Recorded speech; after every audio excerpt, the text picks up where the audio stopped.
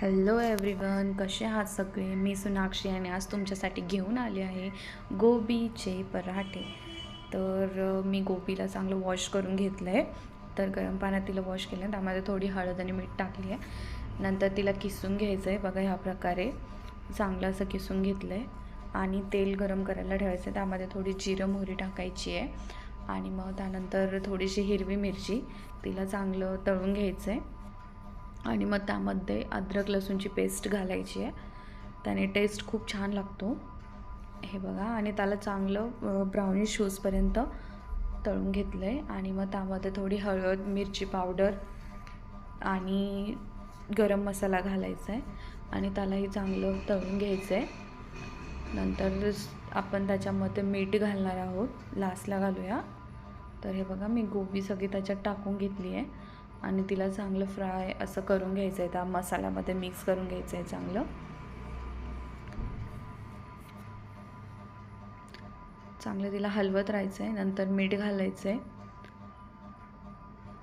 आणि त्याला चांगलं मिक्स करून घ्यायचं आहे. त्यानंतर थोडीशी कोथिंबीर घालूया. अशा प्रकारे मिक्स करून घेतले. आता मी गॅस बंद केला आहे आणि त्याला थंड व्हायला ठेवलं आहे. मी पहिलेच पीठ मळून घेतलं होतं, तेलात मळायचं आहे. अगदी सॉफ्ट असं मळून घ्यायचं आहे. त्यानंतर हे बघा, अशा प्रकारे छोटीशी पोळी लाटून घ्यायची आहे आणि त्यात ते मिश्रण भरायचं आहे. जसं आपण पुरणपोळी करतो अगदी त्याच पद्धतीने तेही मिश्रण भरून त्याला असं चांगलं दाबायचं आहे आणि त्याला पूर्ण कवर करून घ्यायचं आहे. आणि नंतर त्याला अल्लाद असा आपण लाटूया.